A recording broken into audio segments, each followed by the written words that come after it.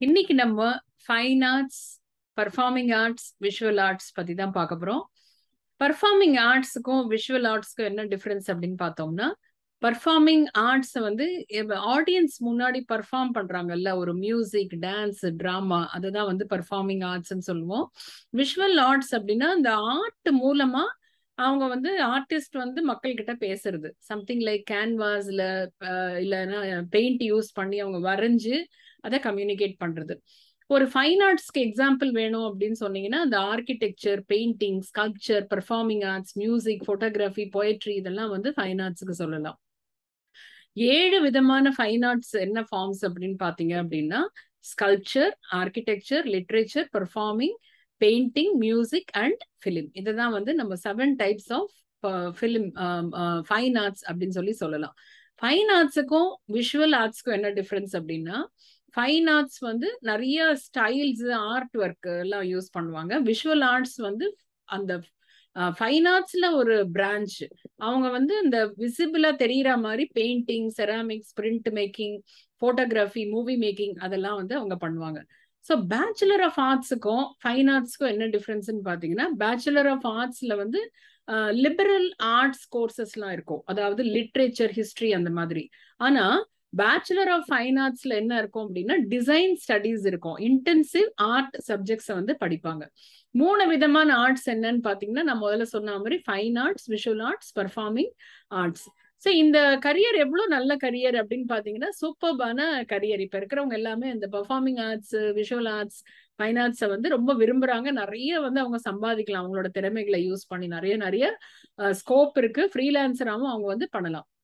So PFA, அதாவது பிஏக்கு அப்புறம் ஒரு பேச்சுலர் ஆஃப் ஃபைன் ஆர்ட்ஸ் படிக்கலாமா அப்படின்னு நிறைய பேருக்கு சந்தேகம் இருக்கும். கண்டிப்பா பிஏ படிச்சுட்டு பேச்சுலர் ஆஃப் ஃபைன் ஆர்ட்ஸ் வந்து படிக்கலாம். ஒரு விஷுவல் ஆர்ட்ஸ்ல ஒரு 5 எலிமெண்ட்ஸ் இருக்கு. அது என்ன அப்படின்னு பாத்தீங்க அப்படின்னா, colour, form, line, shape, space, அப்புறம் டெக்ஸ்சர் அண்ட் வேல்யூ. இதெல்லாம் வந்து அந்த டிஃப்ரெண்ட் டைப்ஸ். அதுக்கப்புறம் என்னெல்லாம் ஸ்கில்ஸ் வேணும் fine arts, visual arts, performing ஆர்ட்ஸ்க்கு என்னெல்லாம் வந்து ஸ்கில்ஸ் வேணும் அப்படின்னு பாத்தீங்கன்னா, இமேஜினேட்டிவ், கிரியேட்டிவ் ஸ்கில்ஸ். அது தவிர designing skill, artistic skill, communication skill, creative skill, drawing skill, interpersonal skills, இந்த மாதிரி நிறைய ஸ்கில்ஸ், நிறைய எக்ஸ்பிரசிவ் ஸ்கில்ஸ் வந்து அவங்களுக்கு தேவைப்படும். நிறைய டாப் கம்பெனிஸ்ல வந்து ரெக்ரூட் பண்ணுவாங்க. லைக் மைக்ரோசாஃப்ட்ல ரெக்ரூட் பண்ணுவாங்க, காக்னிசன்ட், ரோபோசாஃப்ட் டெக்னாலஜிஸ், இந்த மாதிரி நிறைய பெரிய பெரிய கம்பெனில கூட அவங்கள ரெக்ரூட் பண்ணுவாங்க. ஸோ இந்த மாதிரியான படிப்பை வந்து முன்னெல்லாம் வந்து ரொம்ப சாதாரணமா நினைச்சாங்க. ஆனா இப்ப இதுதான் வந்து டிமாண்ட்ல அதிகமா இருக்கிற ஒரு இதுவா இருக்கு.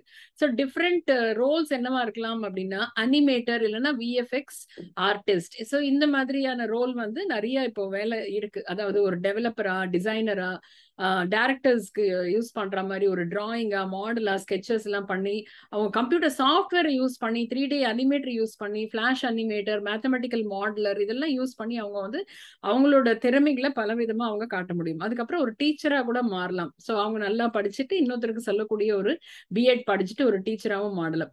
விஷுவலைசர் அப்படின்ற மாதிரியும் ஒரு இருக்கும். அது என்ன பண்ணுவாங்க அப்படின்னா, அந்த டைரக்டர்ஸ்க்கு ப்ரொடக்ஷன் பண்ணும்போது கூட வந்து அவங்க ஹெல்ப் பண்ணுவாங்க. அந்த மாதிரி ஒரு அவுட்புட் ஃபார் பிராண்ட்ஸ் இந்த மாதிரிலாம் அவங்க வந்து யூஸ் பண்ணுவாங்க. அப்புறம் கமர்ஷியல் ஆர்டிஸ்டாகவும் வரலாம், ஆர்ட் டைரக்டரா வரலாம், ஸ்டோரி போர்டு ஆர்டிஸ்டா இருக்கலாம், இல்லஸ்ட்ரேட்டரா இருக்கலாம், கியூரேட்டரா இருக்கலாம், ஃபேப்ரிகேட்டரா இருக்கலாம், கார்ட்டூனிஸ்டா இருக்கலாம், ஆக்டரா இருக்கலாம், மியூசிஷியனா இருக்கலாம், கம்யூனிட்டி ஆர்ட் ஒர்க்கரா இருக்கலாம். நிறைய ஆப்பர்ச்சுனிட்டிஸ் இருக்கு. ஸோ ஃபைனான்ஸ் வந்து குறைவா நினைக்காம அதுவும் எடுத்து வந்து நல்ல ஒரு ப்ரொஃபஷனை பண்ணீங்க அப்படின்னா நல்ல ஒரு ஆப்பர்ச்சுனிட்டி உங்களுக்கு கிடைக்கும். என்னுடைய பேர் டாக்டர் உஷா ஈஸ்வரன். இந்த ஒரு வீடியோ உங்களுக்கு பிடிச்சிருந்தது அப்படின்னா லைக் பண்ணுங்க, உங்களோட ஃப்ரெண்ட்ஸுக்கும் ஷேர் பண்ணுங்க, சப்ஸ்கிரைப் பண்ணுங்க இந்த யூடியூப் சேனலை. ஸோ டெய்லி ஒரு கரியரை பத்தி பேச போறோம். உங்களோட சாய்ஸ் ஆஃப் கரியரையும் நீங்க மென்ஷன் பண்ணுங்க. Stay blessed.